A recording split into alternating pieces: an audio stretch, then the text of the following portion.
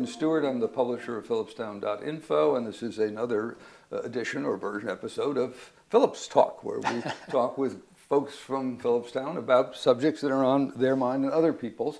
And today we're very happy that Richard Shea, the supervisor of Philipstown, our highest ranking elected official, is here with us to talk a bit about our concerns of our village and town going forward, and some right now.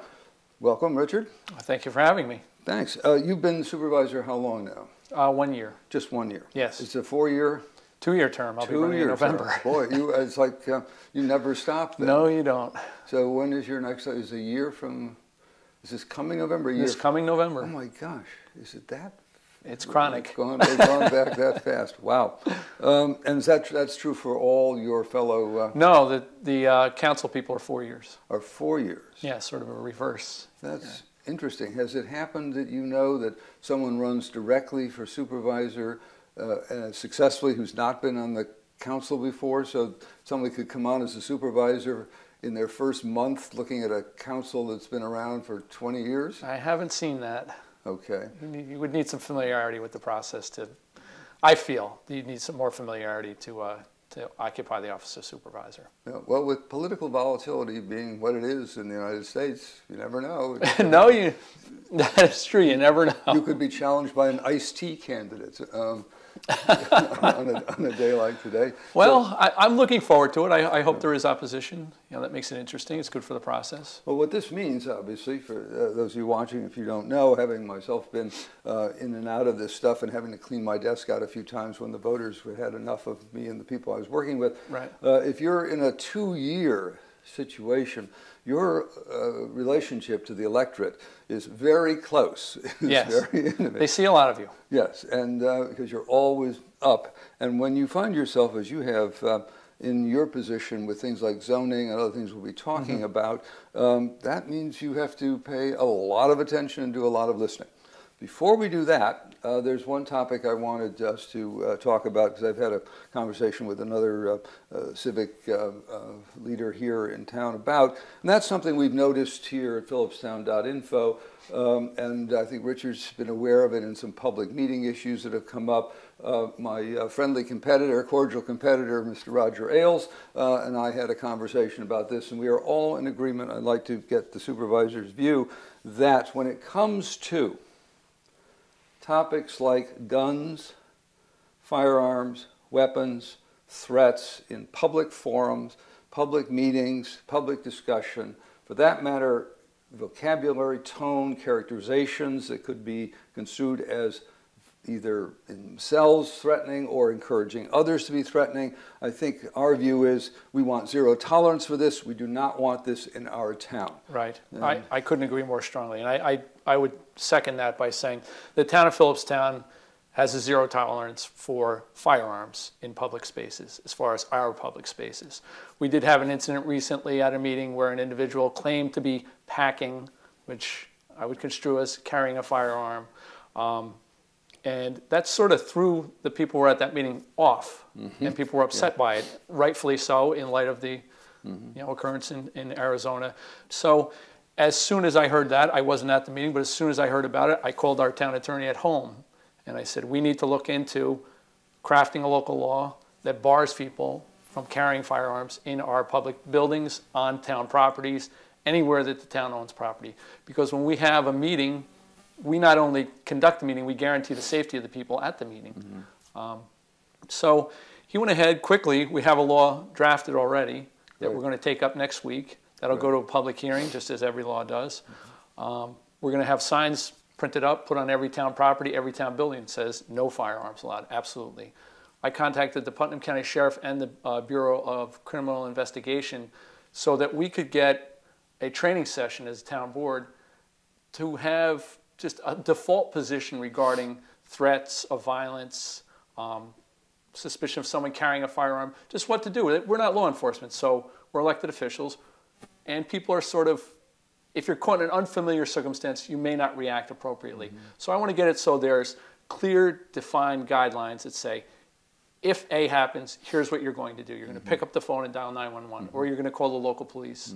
But again, just to say that as far as firearms go, it is absolute zero tolerance in the town of Philipstown in public spaces. Very, very important that we hear this. I'm very pleased with that. I congratulate you for that position. When I spoke to Mr. Ailes yesterday, we talked about this topic among others, and he asked me to pass on that there is no difference, whatever differences any of us will have about this policy or that policy, there is no difference that we love this place in Philipstown. We want everybody alive and prospering and well, and none of us want to encourage in any way anyone to do anything relating to firearms, mention them, threats in public places, public fora, and while we're at it, try to have the discourse be similar, right. Sort of decent and civil. Right. I think that's important that there are a lot of hot topics in town now. And sometimes the level of discourse has exceeded what I would say is civil, and also gotten to the point of threatening at times. That it's not going to forward anyone's position. I don't think it serves any function. So we do need to remain civil when we're in, having these debates. If we expect a positive outcome. The one thing I would say about firearms in general is I'm a hunter. I have a great respect for firearms. I own guns. I don't own handguns, but I do. I was brought up here, and there's a great tradition of hunting here. So there's a big difference between the right to own a firearm and carrying a firearm for threatening purposes. That's a huge difference. So I side with law enforcement, and I look to law enforcement for guidance on this. And my position on firearms is very similar to yours. I'm not yet myself a hunter, but my view of such things, I will say, moderated substantially upon moving to a house in Garrison and trying to keep one measly shrub through a winter or have one apple left on a tree, and finding that, unlike people, they don't negotiate. No. I said, look, suppose I give you guys 3/4 of the tree, and you just let me take a couple of bushels. Right. They don't do that. They take the whole thing. Right. So rather than myself turn into Elmer Fudd out here, I have become much more sort of friendly with those who have the ability to hunt and shoot, and a few less deer at the right time aren't exactly hurting my quality of life. No, I mean, there's a great tradition of hunting around here. You have the Garrison Fishing Game Club. You had the Nelsonville Fish and Fur Club. So there's a long tradition of responsible ownership and responsible use of firearms. But that's completely separate and distinct from what we've experienced recently. Okay, good. We are on this agreement on this, and in our small town where these differences that we're now going to talk about can become quite heated, as they did last summer in zoning, we don't need to add the extra dimension of weapons to this. No. Now, speaking of zoning, it does seem to, someone who's been observing this from the time it first really burst on high, sort of raised to high public consciousness, that the temperature has diminished substantially, and there seems to be a sense that we've kind of come to something that we can all live with. Is that your feeling? It is, and I take a breath when I say that. Yeah. Things have toned down dramatically, and I think that initially there was a lot of misinformation out, and that upsets people. And through a series of meetings, we started breaking the ice with the public. There was a lot of dissension. There was a lot of opposition, outright opposition to the zoning. We did have that large meeting held in school. I felt two ways about that. I thought it was great to get that many people at a meeting, have that much public interest. That was terrific. But I don't think that sort of forum lends itself to every person speaking. So at that meeting, I did announce I will meet with anyone who feels like they want to talk about this individually at town hall, at your pleasure. And over 80 people took me up on that. And I think that was the most effective tool. In the end, it wasn't all about the substance. It was about people wanting to be heard and feeling like they weren't disenfranchised. We got great ideas during that as to how to modify the document, how to make it better. And I think in the end, that was the thing that put us on better footing with the zoning. Were there any common elements to these 80 people or so that sought to have an individual word with you? Was there any similarities? There were vast similarities. There were groups of people as far as business owners concerned about what they could do going forward with their business. And I think the business community was what sparked the discussion initially. And there was a lot of accommodations. And actually, when the new zoning is adopted, or when I hope it's adopted, I'm sure it will be, the business community is going to see additional rights that they didn't have. And there's a lot of clarifications that were made as to if I have a non-conforming use and I want to sell it, what can the person do beyond what I'm doing now going forward? So that was a common thread throughout. Just people want to know. They don't want a gray area when they're trying to sell something. A buyer doesn't want a gray area, a seller doesn't want a gray area. So that was a good thing. Property owner rights, as far as private property owners, they wanted to know that they're going to be able to use their property. I heard I can't even build a shed on my property. Well, that's not true. I heard I can't build a barn. I can't put an extension on my house. All the common questions came up. So when you were able to get the real facts out, people had a level of comfort when they left. And I think the big thing was being heard. People wanted to be heard and to have input into the document. So throughout that process, the document got better. But it also seems like it demystified it. Absolutely. Because it is a complex thing. When you zoning talk by its about very nature. overlays and all of this, and when something is very complicated, it's an easier climate for anxiety and fear to flourish. Right. And if you do what you did, open the thing up and tell anybody, I will talk to you anytime you want, then the anxiety begins. It's like doctors spending some time with a patient. Right. If you say, well, no, it's a very complicated disease, but don't worry me about it, you're going to have a lot of anxious people. Right. You sit with them and explain, show them a model. And you found in the individual accommodations that you made, you didn't find you had to compromise things that were... Not at the core. There's a core of that document that we weren't willing to compromise on. But there's a lot of accessory to the document also, and a lot of things that people brought in saying just particulars about the mapping or about the wording in a paragraph that made it better. And then there were big changes regarding the Route 9 corridor that were made that also will help encourage businesses. We're trying to do, having people had businesses here for a long time, they want to expand, great, we'd love to have you expand. Do you have the space, things like that. But I think, like you said, demystifying it as far as someone coming in saying, here's my property. We'd have the map, we'd have their property, we'd say, well, what can I do now? Or, what do you intend to do with your property? And I think when you went through it as an individual exercise, the person left feeling like, well, I heard I couldn't do the following, but now I can. Yeah, I don't know another political issue in my time of being beaten up in these wars where the adage, where you stand on the principle depends on where you sit in your house. This one, I think, over and over again, there's a rather eerie correlation between the invocation of grand principles since Magna Carta of property that bears an uncanny relationship to the particular configuration of the speaker. Well, property owner rights are, that's this divine right that people feel like they're on their property, they're safe there, they have their house, their family lives there, and I can understand that. I feel the same way. But at the same time, you're looking at a broader community, and one person's right to do something may impact the neighbor's right. So when you look at it, there's two ways you're looking at, well, we need to preserve individual rights while at the same time preserving the overall community and preserving that character that we all love here. So I think we finally come to where we struck that balance. Did it require compromise? Absolutely. Are there people still upset on both ends of the spectrum? Yes, and I would expect that.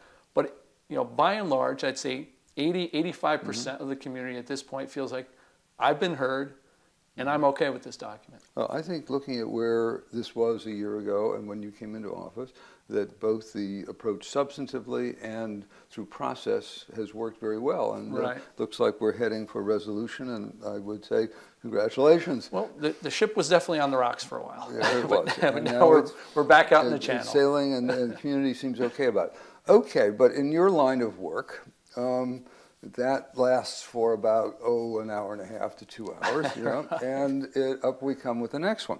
What seems to have already started to occupy people is the consolidation question.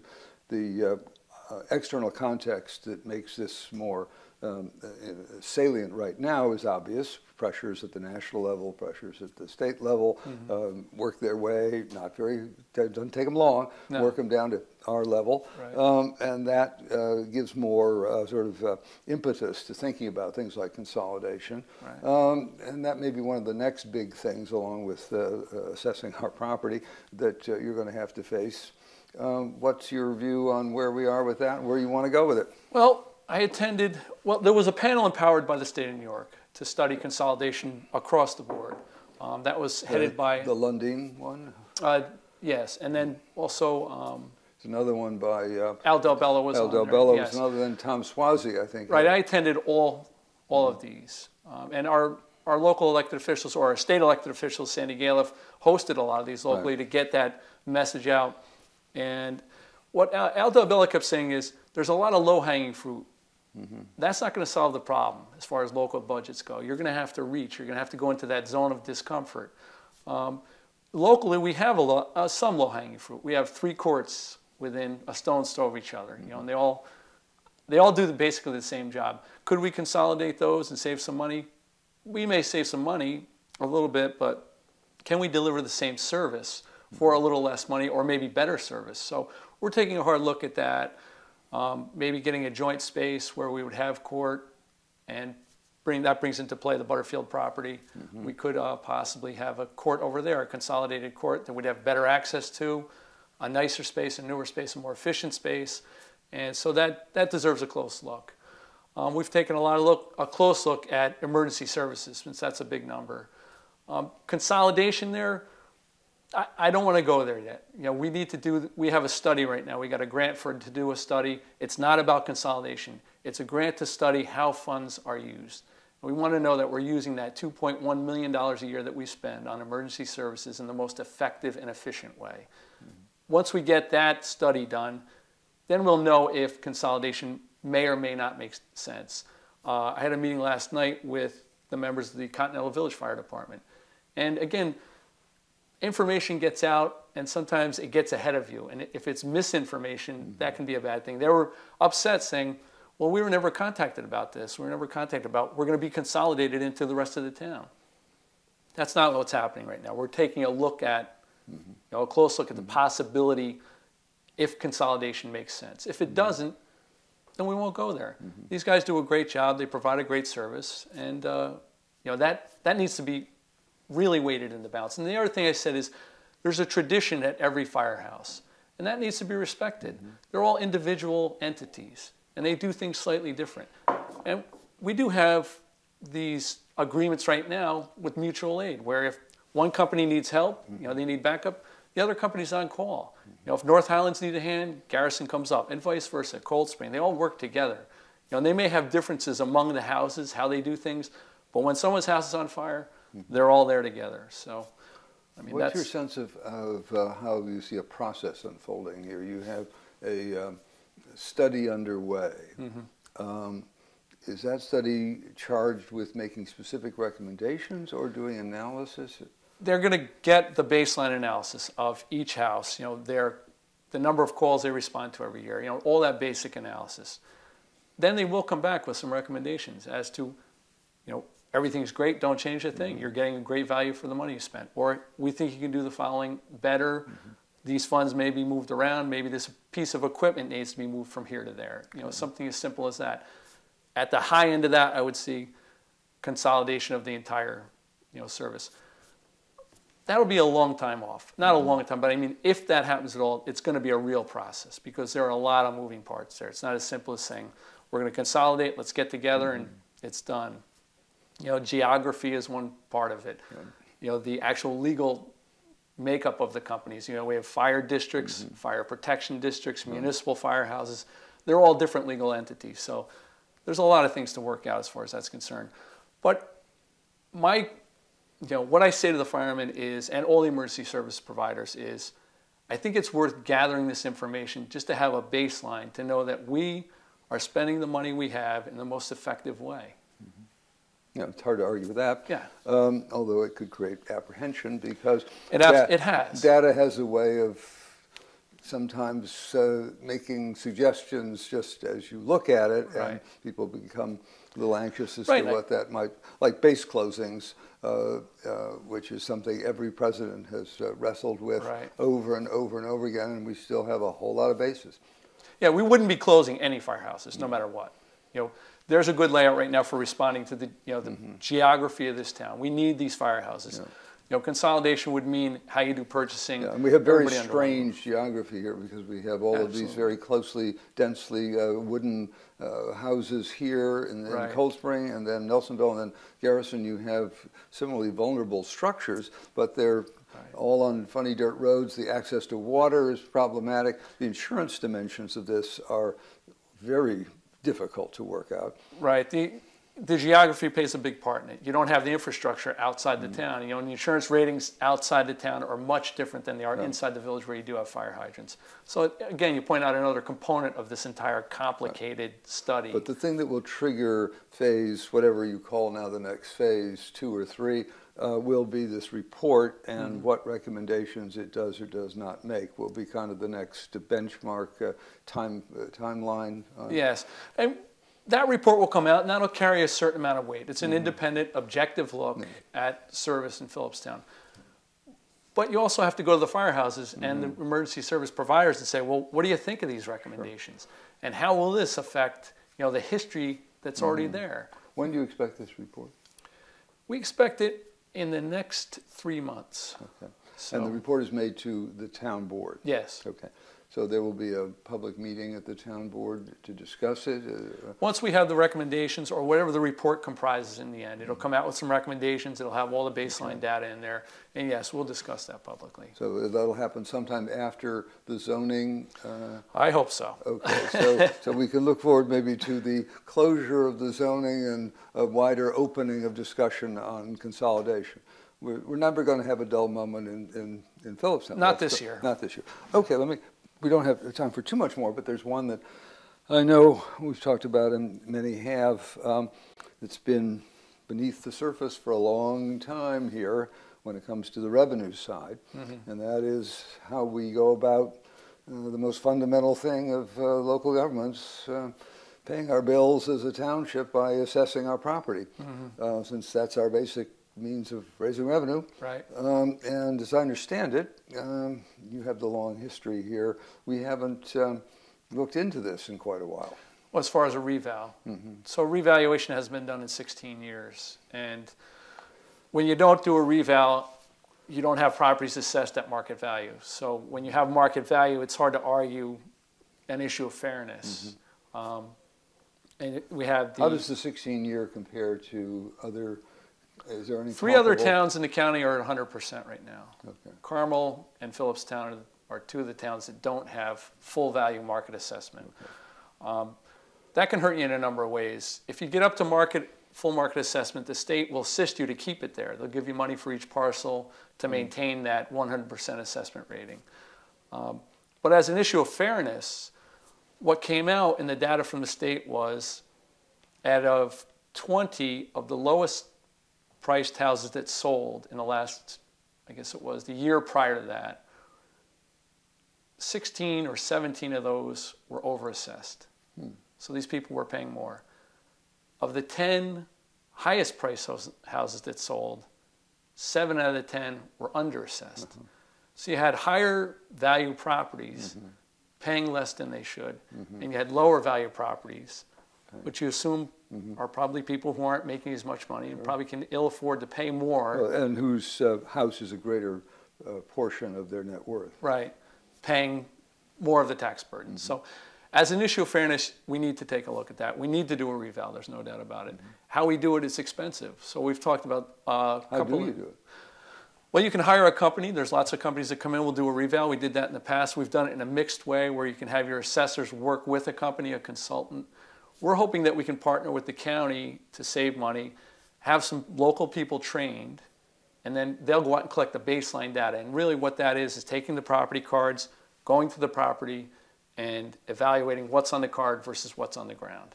And then saying, okay, well, what I'm seeing here matches what's on the card. We can take this back. This is good.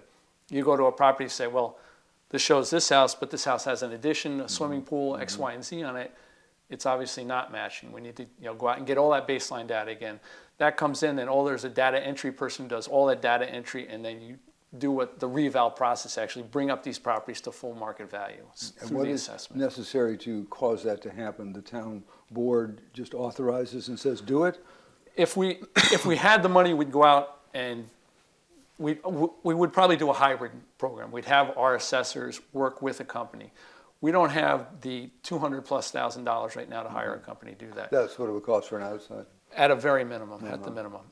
So our assessors are elected, right? Our assessors are elected, yes. So how does that work then? If the assessor is an independently elected official, but is the town board able to tell the assessor, we want you to do this? Yeah, the assessors would love to have the full market values. It makes their life much easier. Right. And having all that data. But the board has the direct authority, even though the assessor is independently elected, to say to the assessor, we want you to do this, and the assessor has to do that. We can compel the assessors to do it, yes. But we've been working cooperatively with our assessors. They're a great bunch. We're really fortunate to have Brian Kenny, Gary Ritchie, and Ann Nichter working here. Brian Kenny is a terrific assessor. And so what we would do is probably work closely with Brian, reach out to the county, have some training done from local individuals, go collect that data, as I said. We'd probably hire a data entry person to get all the data in, and probably have to hire a consultant somewhere along the line to help the assessors, because they're not full-time. And it's going to take a full-time effort. Back to the 2-year term dynamic. Right. Forgive a cynical political question. Do you have a sense of whether you want to take this one on before that 2-year moment comes, or you think you might want to take that one on next time? It won't be popular with some people, there's no doubt about it. As an issue of fairness, it needs to be done. So I think the sooner we get it done, the better off we're all going to be. And I think when you talk to people about the fundamentals of it, saying, this is what's fair, people understand that. They say, if I'm not paying my share, or my neighbor is paying more than his share, I think by and large people are willing to give on that and say, if my assessment's not what it should be, and I own more than my neighbor, then... Well, I got to say, in all honesty, is that every day goes by, I have another millimeter of time as a resident here. But going down the road to Garrison Station, and I see the expansion of what when I first moved here was this rather simple, I guess rather Georgian outlines of the fish historic property, rather modest within the scale of its grounds. And every day I drive down there, there's this larger and larger, I'm not sure quite what to call it. I'm sure it'll acquire a name that we'll all make up and use. That was the former Belcher estate, Colonel Belcher, yes. And now it's another illustrious, well-known American family. Right. And the thought crosses a number of our minds. What's the tax consequences of this? If you live in Garrison with a strapped school, is that property going to go up? That hits at the core of a reval. You can't individually, when someone adds onto a property, you can go in and reassess what's been added on, but you can't add on to the core of the building.